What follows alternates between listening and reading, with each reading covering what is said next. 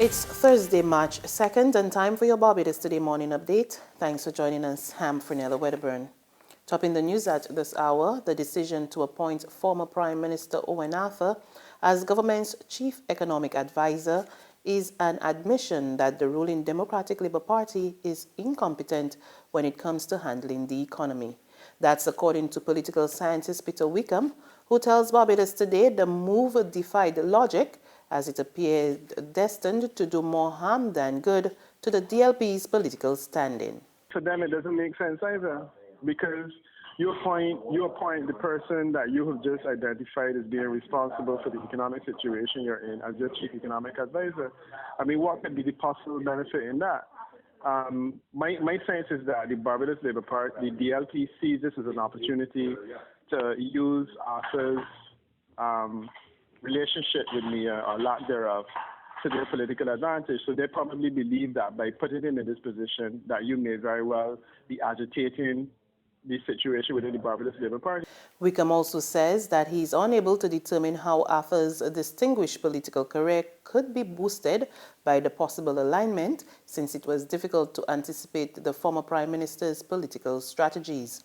Now, at the same time, Arthur has downplayed recent suggestions that he is making one last political comeback, even though he left the question of his political future hanging high in the air. I will offer Barbados my advice and be here, but I make a distinction between being powerful and being power hungry. I do not have to have my hands on the levers to be influential or powerful. I have a voice, and I can make my voice heard. And that if I have the notion I have always to be in the trenches to be able to help to influence things is not true. So, and I make those judgments in due course. In any event, I don't have a party to run with. And I don't. There's no virtue in being an independent candidate. I'm not going to be an independent candidate. That's being a spoiler. I'm not a member of either two political parties. I have not thrown in my lot with the third party that has been formed.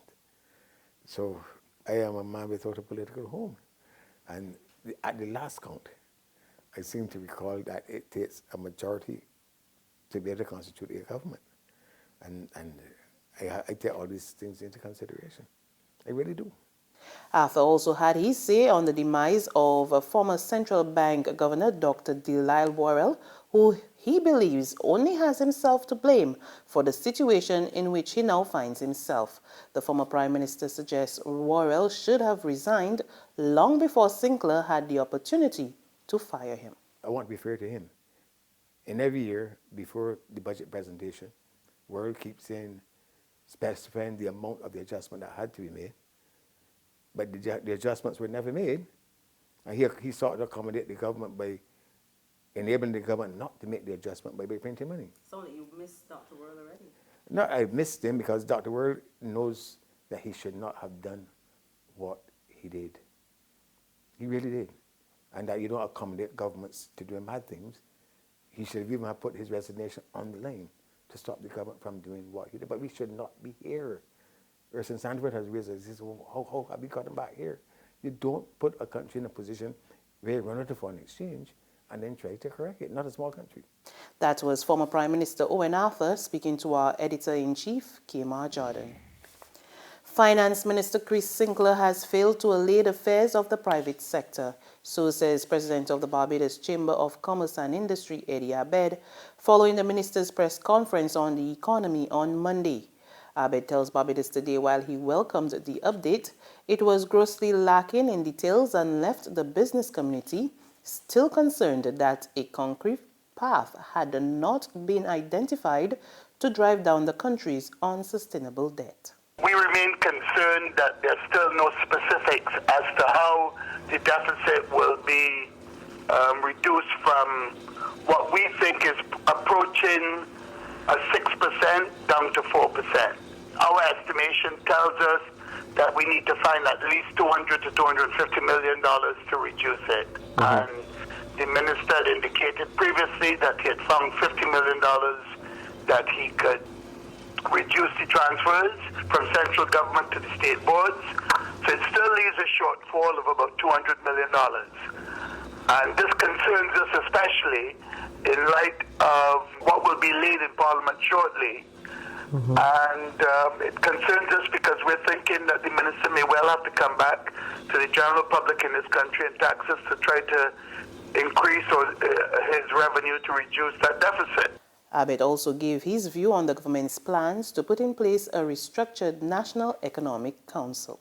We're extremely optimistic about the idea of having a quasi-oversight committee to help in economic matters. I've read in the press that Mr. Owen Arthur's name has been bandied as one that perhaps could be that or lead in the council. And the community, the business community, has great respect for that individual and would like to think that perhaps the council could be made up of not only government personalities but taken from members in the private sector as well as the union, because we all make up the social partnership of this country. And I think there'll be much greater buy-in if we're all represented.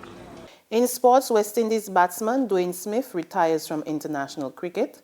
The 33-year-old, who is playing for Islamabad United in the ongoing Pakistan Super League, made the announcement just before the start of the second qualifying final against Karachi Kings in Suraj.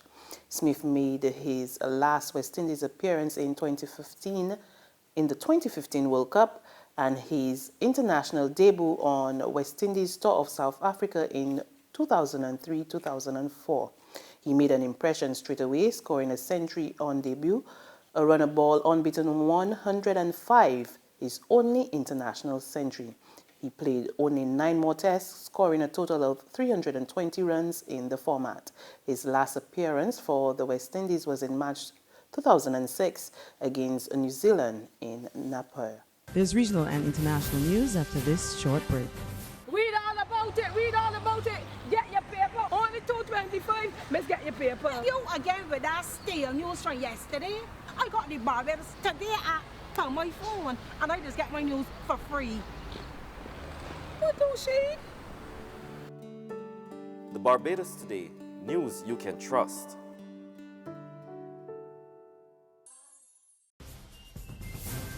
To developments from our regional neighbors in Bermuda, the budget allocated to the Ministry of Health will be slashed by 13% come April 1.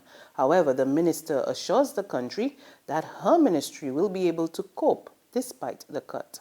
More in this report from Tarai Trott of Bermuda Broadcasting News. Come April 1st, the budget for the Ministry of Health and Seniors will stand at just over $162 million, a reduction of 13% or $23.6 million. Addressing the media, Health and Seniors Minister Jean Atherton explaining that her ministry had to give way to the island's staggering debt, which currently stands at $2.4 billion. For the first time ever, paying down the country's debt has become the most expensive item in the budget, with health and seniors the second largest spend.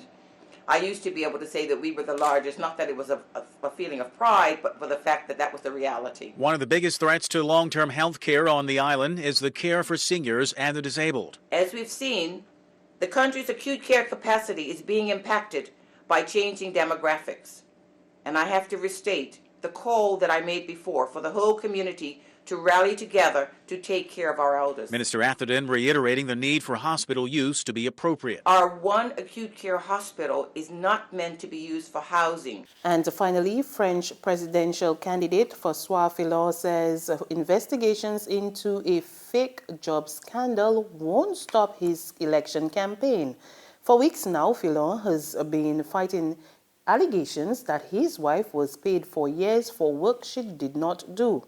However, he describes the investigations as nothing more than a political assassination. A number of my political friends and those who supported me in the primaries and 4 million voters are talking about a political assassination. It is, in fact, an assassination because it's disproportionate. It's unprecedented. By the choice of this timetable, it's not only me who is being assassinated, but the presidential elections too. The vote will decide who will be the next president of the Republic. I will not cede. I will not give up. I will not withdraw. I will take it to the end, because it is democracy that's being challenged. On that note, we come to the end of our news and sports update, but there is more on our website at www.barbadostoday.bb. You can also subscribe to our e-paper, email updates, and like us on Facebook. We're also on Izumi Media in bus terminals and screenplay at supermarkets and gas stations near you, or you can tune into Channel 99 on Flow TV and Mix 96.9 FM. I'm Fernella Wedderburn. Good morning.